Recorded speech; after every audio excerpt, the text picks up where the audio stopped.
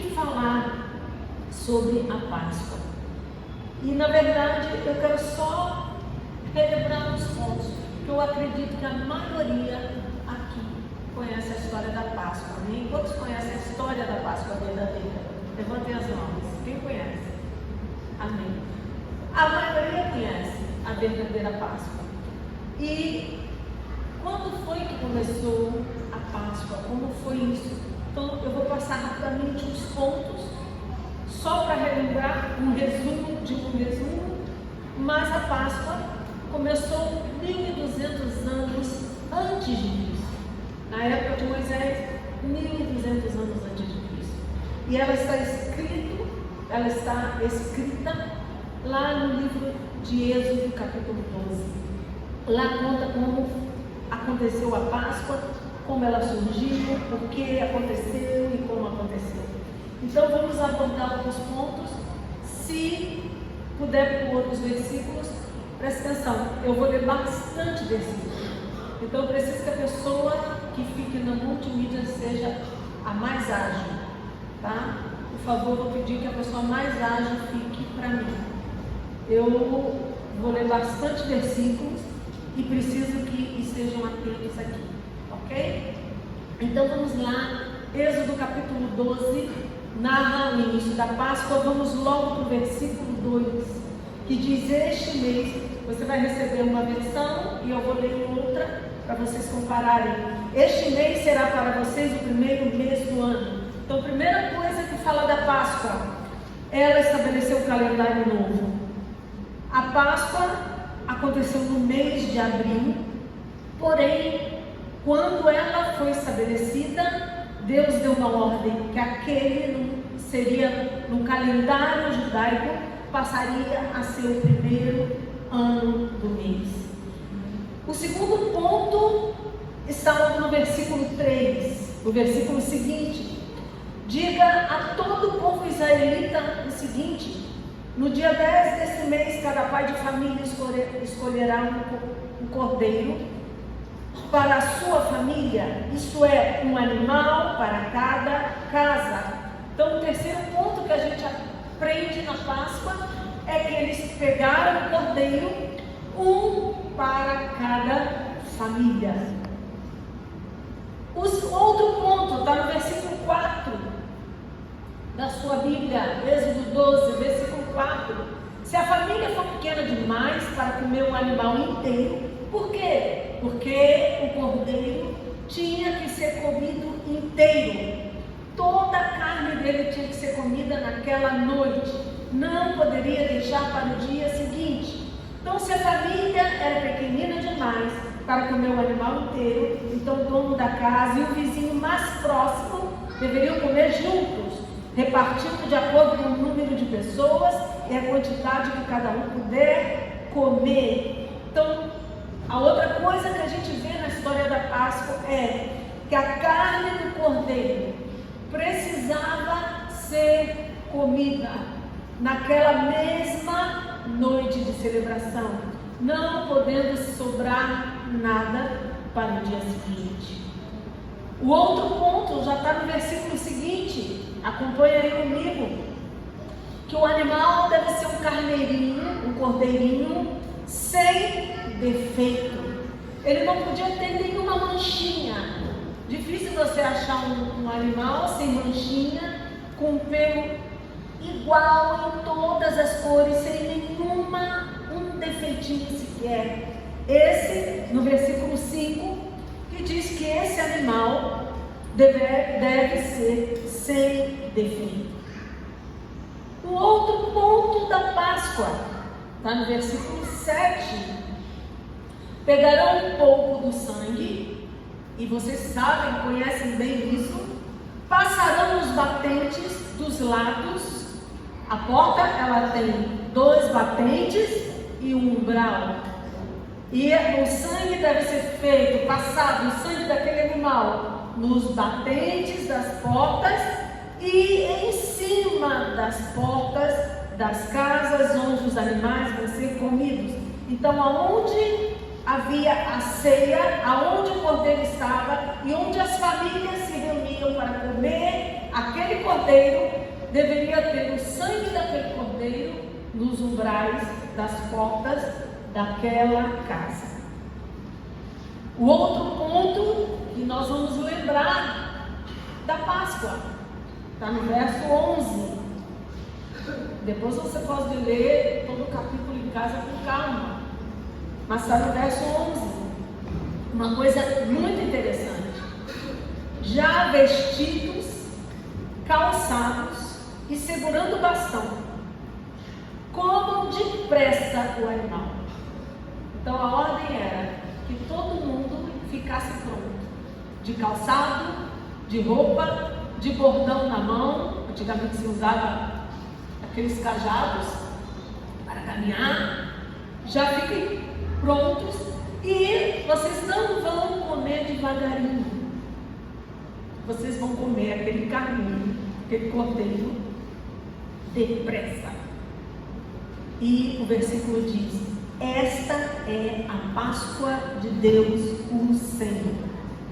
A Páscoa é esta: vocês vão comer esse carneiro morto depressa e prontos, preparados para fugirem do Egito a qualquer instante. Então o povo havia sido convocado para fugir. O povo, para você entender, estava ali há 420 anos, escravo. Vocês vão lembrar como é que Israel foi parar, como é que os hebreus foram parar lá no Egito? Lembra como o povo foi parar lá no Egito? Foi com José.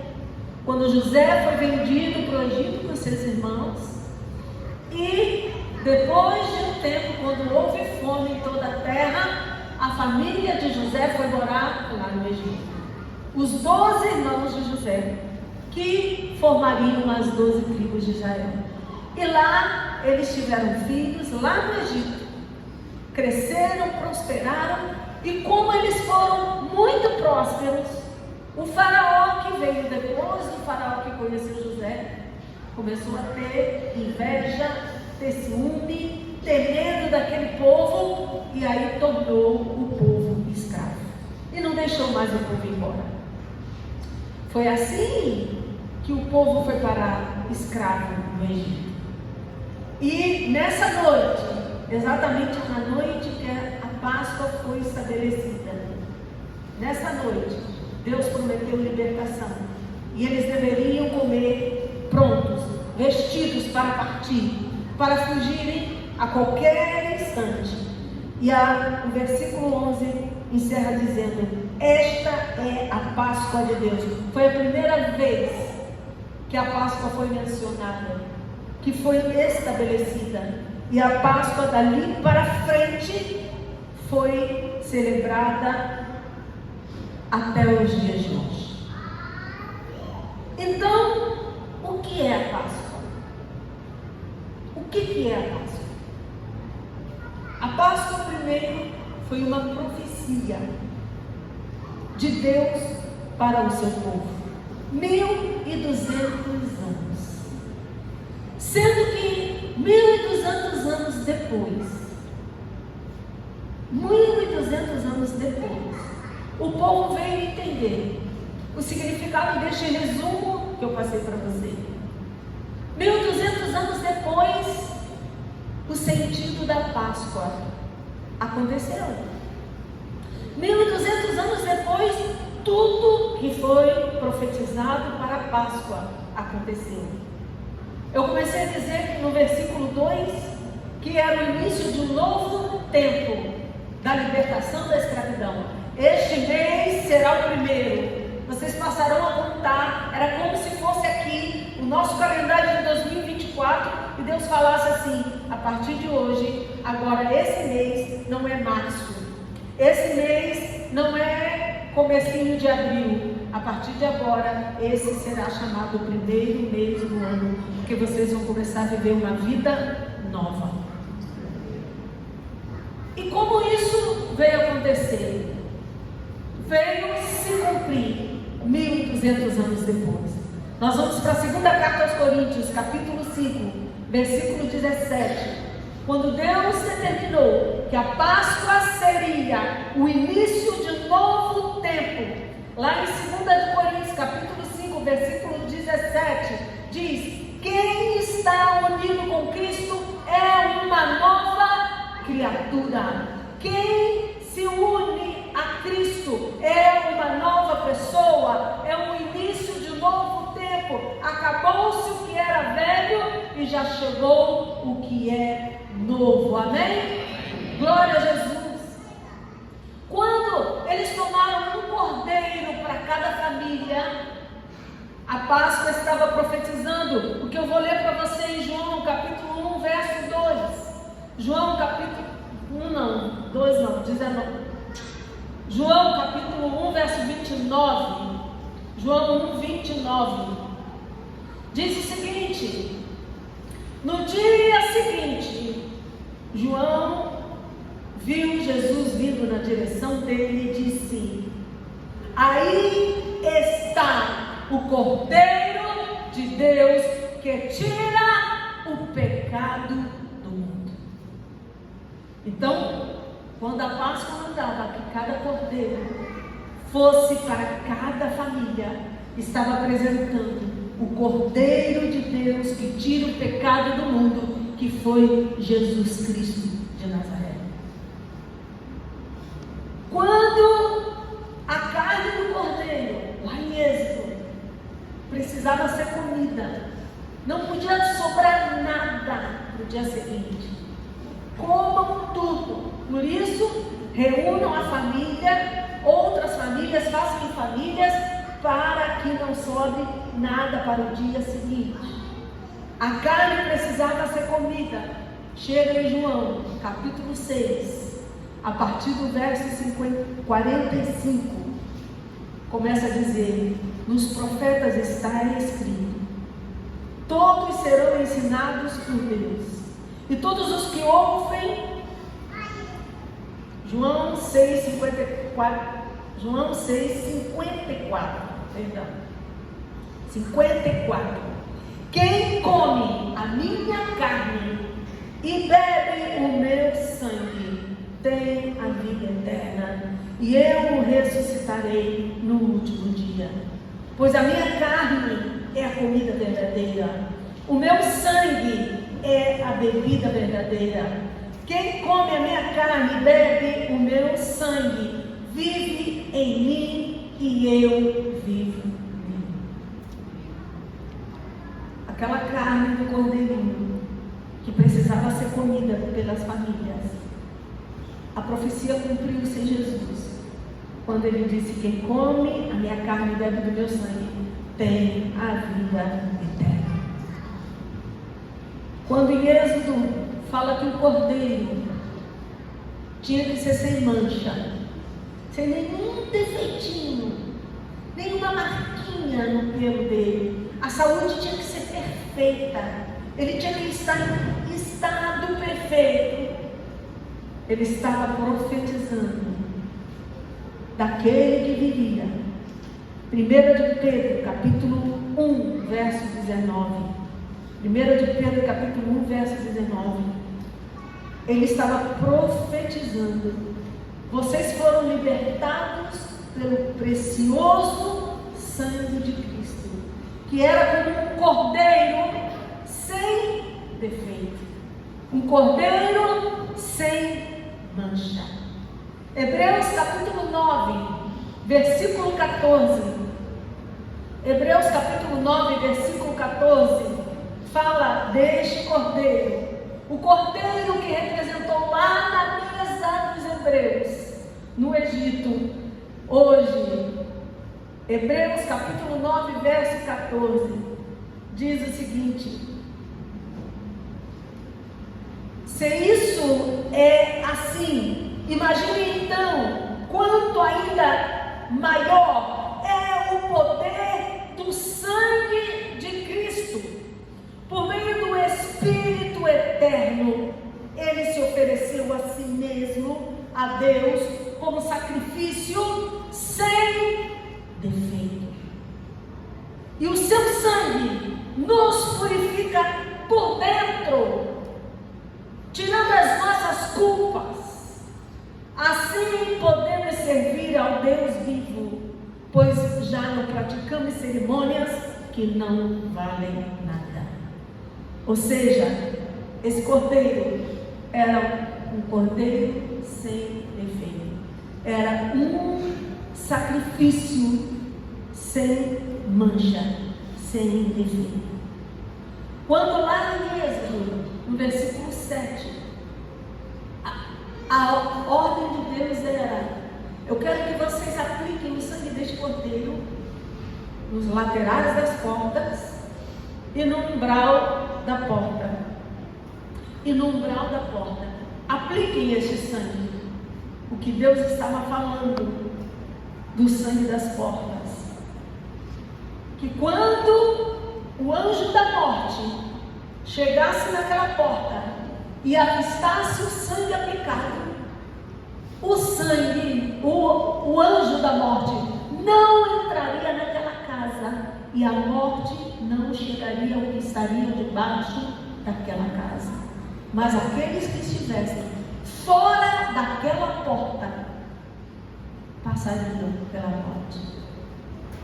E quando em Êxodo diz que a Páscoa representava a morte e o sangue nas portas representava que Jesus seria a nossa porta. Jesus seria a porta que nos livraria da entrada de demônios. Que Jesus seria o mediador. Por isso ele disse: eu sou a porta. Eu sou a porta. É aquele que entra por mim será salvo, não se perderá, não vai perder-se no caminho. E o sangue das portas, vamos para Hebreus capítulo 13, verso 12. Hebreus capítulo 13, verso 12, que diz: por isso Jesus também morreu fora da porta de Jerusalém, para que com o seu próprio sangue purifique o povo dos seus pecados. Por que Jesus morreu fora da porta? Para que nós pudéssemos estar seguros dentro da porta. Porque aonde o sangue de Jesus está, o mal não pode chegar, porque Ele é a nossa porta. Amém? Quantos dizem amém? Amém. A profecia dizia como preparar para a partida. Ninguém fique desarrumado. Já calcem seus pés, seus sapatos, ponham suas roupas, ponham a mochila nas costas, comam prontos. Esta é a Páscoa de Deus. Sabe o que é Páscoa? Estar preparado para fugir. Páscoa é estar pronto para fugir. Vocês vão comer esse cordeiro prontos, vestidos, já com a mochila nas costas e o celular na mão. Já fiquem prontos, porque a hora que deu o sinal, vocês têm que partir. 1 de Tessalonicenses, capítulo 4, versículos 16 e 17. 1 Tessalonicenses 4, 16 e 17. Porque haverá um grito de comando. Fiquem prontos. Já se vistam. Fica antenado. Porque haverá um grito de comando. E a voz do arcanjo. Vocês vão escutar a voz de um arcanjo. E o som da trombeta de Deus. Quem aí está preparado para ouvir esse som? Quem aí está vestido, já está arrumado, porque o som vai chegar a qualquer hora. Fiquem prontos. Páscoa é: se arrumem. Páscoa é: estejam prontos. Páscoa é: comam da minha carne, bebam do meu sangue e estejam prontos. Porque haverá o grito de comando. A voz do arcanjo vai sair da voz que os salvos, só os salvos vão escutar. E o som da trombeta de Deus, que Deus vai tocar quando ele ficar de pé, lá em cima do trono. Ele vai tocar uma trombeta.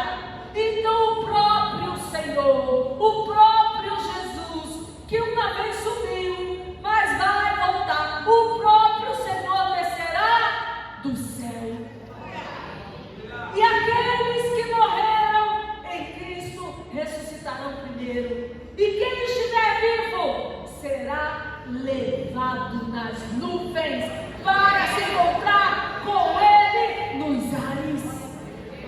E assim ficaremos para sempre com o Senhor. Você pode dar um aplauso a Jesus?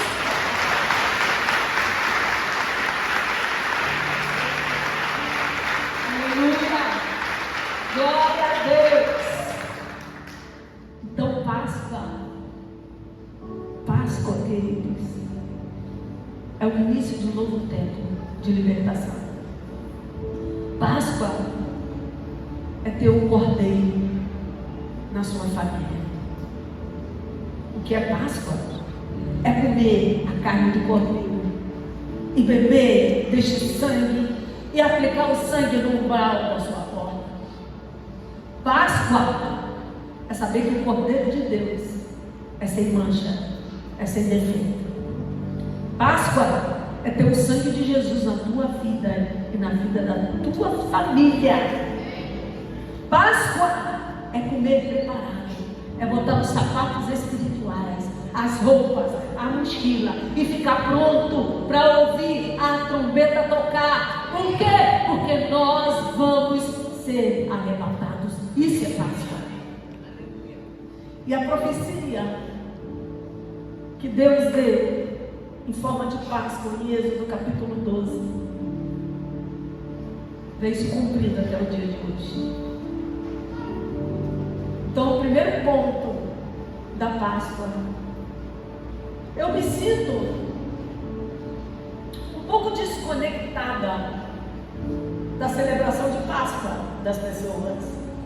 Ah, feliz Páscoa, eu nem sei como cumprimentar direito as pessoas.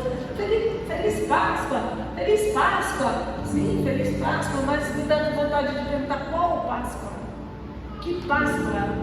A gente está falando da mesma Páscoa? É disso que a gente está falando? A gente está falando da mesma Páscoa? Porque Páscoa é isso. Páscoa é estar em família, é aplicar o sangue de Jesus, é estar pronto para fugir do Egito, sair desse mundo, meter o pé, sair fora desse mundo. Isso é Páscoa. Isso é Páscoa. A fuga do Egito. Vamos ver 1 de João capítulo 2, verso 15. 1 de João 2, 15.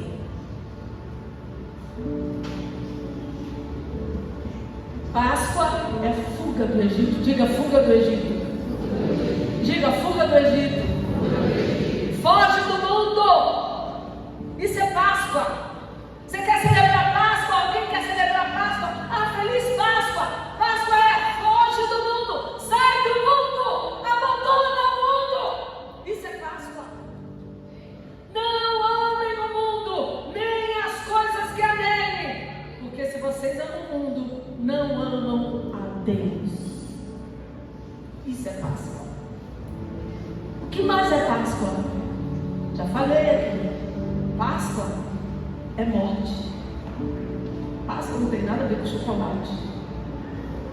Páscoa não tem nada a ver com coelho. Aliás, isso veio do povo celta.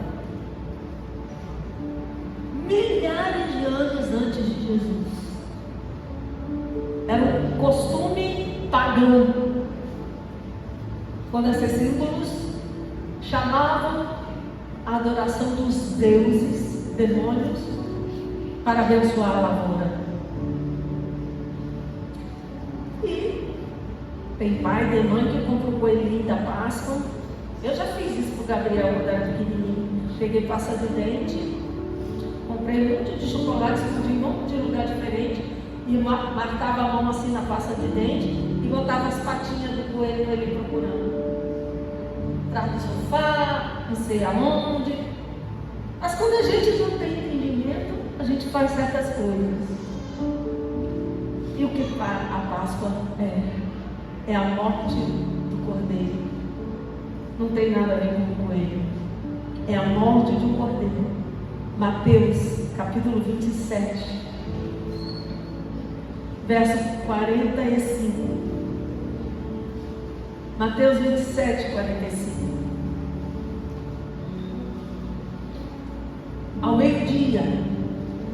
começou a escurecer.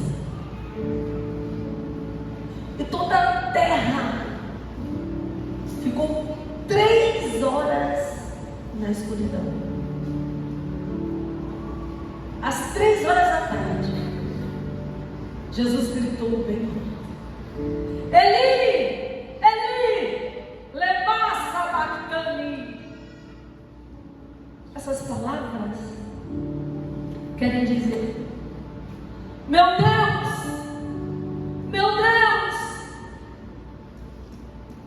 por que me abandonaste? Algumas pessoas que estavam ali ouviram isso e disseram: ele está chamando Elias. Uma dessas pessoas correu, olhou uma esponja em vinho comum, pôs na ponta de um bastão e deu para Jesus beber. Mas outros disseram: Senhor, vamos ver se Elias vem salvá-lo.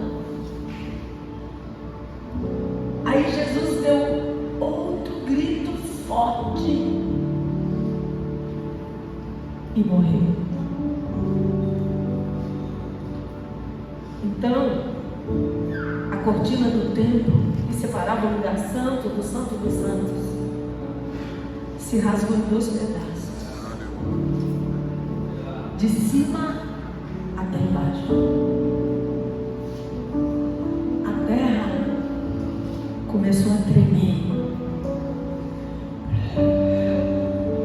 As rochas, as pedras começaram a se partir e a rolar. E naquela hora, túmulos de pessoas mortas. Quem sabe há quanto tempo aqueles mortos estavam ali? Se abriram. E muitas pessoas do povo de Deus que haviam morrido foram ressuscitadas e saíram dos túmulos.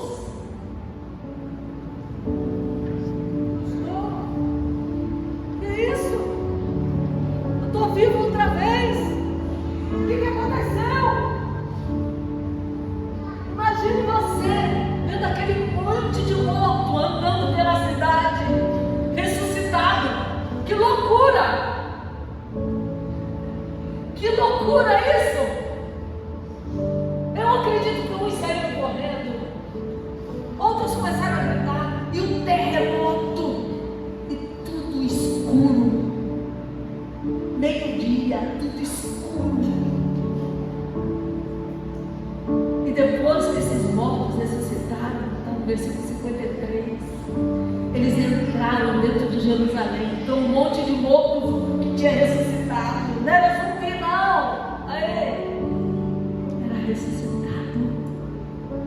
Entraram dentro de Jerusalém, na cidade santa, e muitos viram essas pessoas com os próprios olhos. O oficial do exército romano, o cara,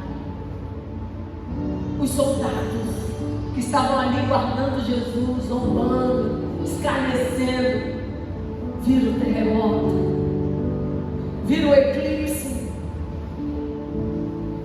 e ficaram com muito medo. E no final de tudo, eles tiveram que dizer verdadeiramente: este homem é o Filho de Deus.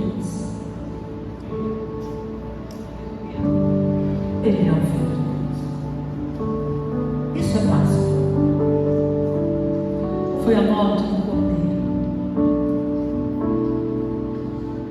Mas sabe o que é Páscoa também? É castigo de Deus sobre a terra. Celebrar a Páscoa é dizer ao mundo que o castigo de Deus está chegando. Êxodo capítulo 12, verso 9, aonde foi instaurada a Páscoa. Êxodo 12, 12, sabe o que diz?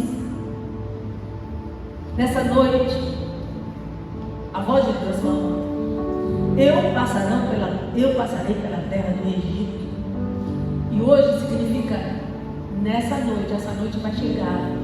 Por isso vocês fiquem prontos, porque antes eu vou levar vocês, mas quando vocês saírem daqui, eu vou passar na terra do Egito e matarei todos os primeiros filhos, castigarei todos os deuses do Egito. Eu vou me vingar, porque eu sou o Senhor. Páscoa fala de castigo, fala de libertação para nós, mas fala de castigo para os que rejeitaram a Deus. Assim como diz em Romanos capítulo 1, verso 19. Romanos 1, 19. E Deus castiga essas pessoas, porque o que pode conhecer a respeito de Deus está bem claro para elas. Mas por que Deus vai castigar? Porque todas elas sabem tudo o que elas precisam saber sobre Deus. Está tudo muito claro para elas, pois foi o próprio Deus que lhes mostrou isso. Desde que Deus criou o mundo, Deus mostrou tudo. Então ninguém será tido por inocente, porque o único inocente morreu na cruz, é o Cordeiro de Deus. Aquele é o único sangue inocente. E uma vez que o sangue inocente foi derramado, ninguém mais é inocente. Páscoa é marcar com sangue, como um carimbo. Pá! Hoje eu fiquei muito apavorada. Hoje eu estava me arrumando, já estava toda pronta, as mulheres sabem como é. E daí eu peguei um batom lá, antigo, que estava lá, vermelho. E eu falei, vou botar um batom vermelho do sangue de Jesus. E aí peguei, passei, nessa que eu passei, fiz, foi para lá. Aí eu, já toda arrumada. Aí fui pegar um negócio, fiz assim, fui para cá. Eu falei, ai, já era.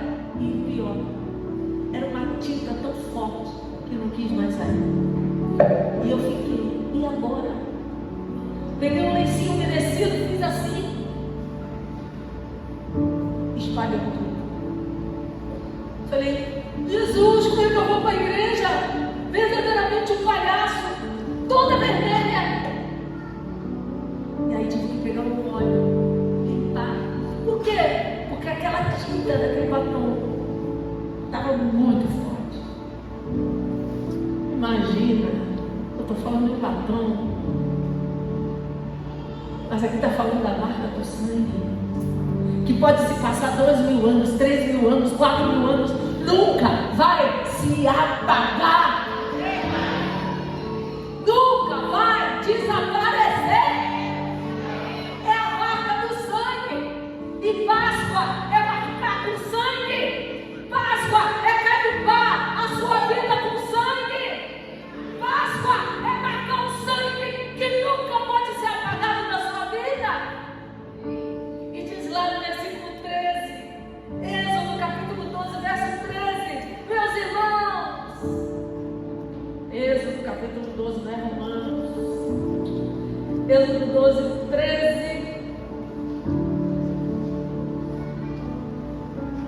Que diz: o sangue nos batentes das portas será um sinal para marcar as casas onde vocês moram.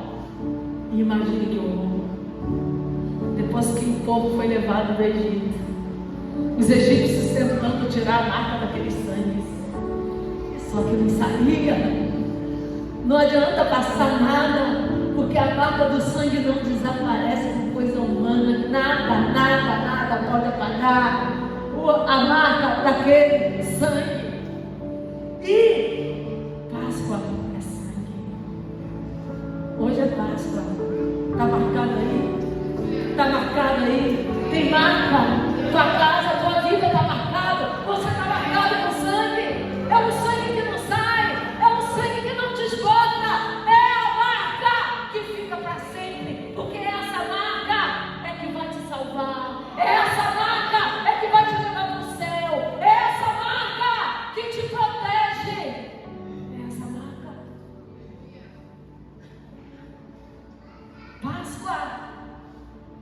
é algo para ser lembrado. Lá no verso 14, comemore esse dia como festa religiosa, para lembrar que eu, o Senhor, fiz isso. E vocês têm que fazer isso todos os anos para sempre. Sabe por que a gente está fazendo isso de novo? Ai, contar a história outra vez. Porque Deus disse: vocês vão se lembrar disso enquanto eu não sair aqui do Egito. Quando a gente estiver aqui nesse Egito, a gente vai se lembrar disso. E por quê? Hebreus capítulo 13. Hebreus capítulo 13, verso 20.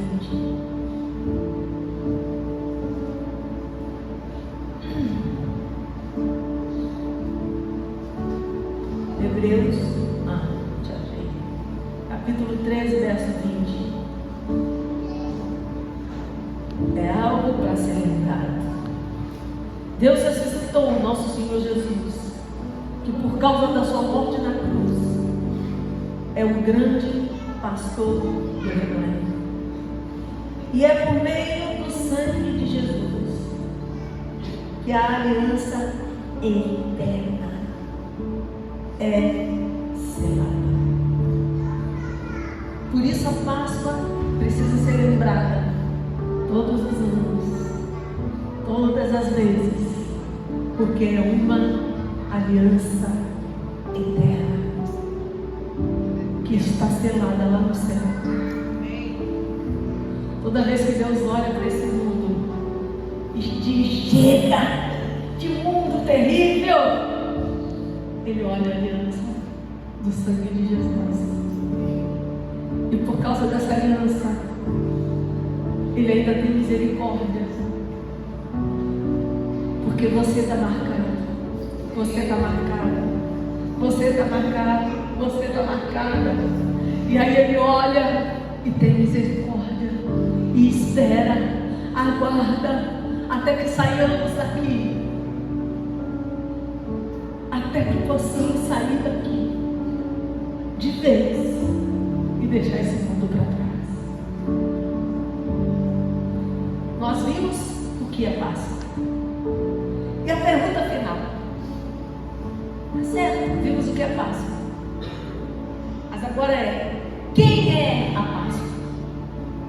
Como quem? Páscoa tem uma pessoa? E o mundo fez o quê?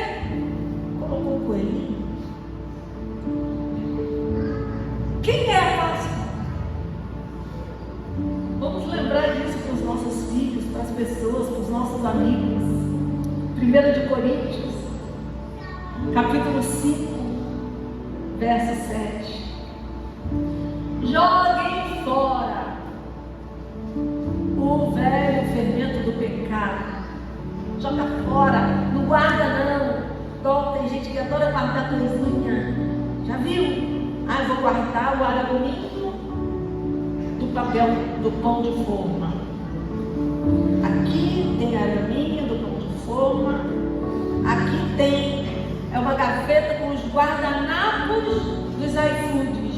Aí vem aquele guardanapinho e eu vou guardando tudo na gaveta. Deus está falando aí com algumas varinhas. Eu tenho uma gavetinha cheia de negocinho de ketchup e mostarda. Tudo guardadinho. Cheio de talherzinho de plástico, descartável e faquinha. Está tudo lá dentro da gaveta. Adoro guardar coisa. Eu já sou o contrário. Não posso ver nada na minha frente. Se você bombear, em 2 segundos desaparece. E aí pergunta: onde está? Foi pro lixo. Onde está? Foi pro lixo. Por quê? Porque eu não gosto de guardar nada. Só coisa boa. Então, é certo que às vezes eu falo: que pena, eu joguei fora. Uma hora ou outra a gente precisa. Raramente. Mas eu jogo tudo fora. Meu marido: cadê o negócio que estava aqui? Porque para mim é: coisas importantes não fiquem expostas. Se é importante mesmo, ela tem que estar guardada. Se está exposta, é porque não prestaram. Então era para jogar fora. Você deixa alguma coisa na minha frente, na minha casa, em qualquer lugar, ele vai pro lixo. É sério? Sério. Gabriel bem pequenininho, raramente eu deixo as coisas fora do lugar. Ele bem pequenininho, uma vez eu muito cansado, deixei um brinco na mesinha da sala. E aí ele olhou para mim muito sério e falou: aqui é o lugar disso. Meu filho, desculpa, não é o lugar disso. Desculpa. Por quê? Porque as coisas precisam estar no lugar. A vossa senhora é muito assessora. Incrível. Deve ser uma chata mesmo. Mas é muito bom. Porque é tudo organizado. Se você falar, você quer estar na segunda gaveta do lado direito, puxa do dedo, tudo tem um endereço. Você não tem um endereço? As coisas da sua casa têm que ter um endereço. Certo? E aí a Bíblia vem, me empolga e diz: joga fora o fermento velho. Por que você está guardando coisa que não presta? Por quê? Por que você está guardando aquele sentimento que não vale nada, destruído pelas emoções? Por que você está guardando aquela amizade que só está te levando para um mau caminho? Por que você está guardando um sentimento errado no teu coração? Amargura, depressão. Um monte de jovem cheio de depressão. Por quê? Eu não sei o que fazer, não sabe? Aí vai jogando tudo na lata do lixo. E por acaso você é uma lata do lixo? Acaso você é uma lata de lixo? Pelo que eu sei, quem mora aí dentro é o Espírito Santo. Então você cuidado com o que joga aí para dentro. Porque o Espírito Santo não mora no meio do lixo. Você entendeu? O Espírito Santo não mora junto com o lixo. Ele é limpo. Ele é puro. Ah, mas eu não abro mão. Eu não perdoo. Jamais vou esquecer o que você fez. Mas vai chegar uma hora na tua vida que você vai ter que decidir se você quer ficar com o lixo, com rancor, ou com o Espírito Santo. Se você vai ficar com seus lixos ou com o Espírito Santo. Jogue fora o velho fermento do pecado para você ficar completamente puro. Porque nossa festa da Páscoa está pronta. Aonde que festa é essa? Está pronta. Aonde vai ter festa da Páscoa lá na igreja? Aqui, ó. Nossa festa da Páscoa está pronta. Agora que Cristo, quem é a nossa Páscoa? Quem é a Páscoa? Agora que Cristo, o nosso Cordeiro da Páscoa, foi oferecido em sacrifício. Ele é o Cordeiro da Páscoa. E ele foi preparar a festa. Ele foi preparar o banquete. E quando a mesa estiver toda pronta, você no seu lugar VIP, com seu nome escrito naquela mesa, aí o Pai vai levantar do trono e vai dizer: pegar, me dê a trombeta, porque a festa vai começar.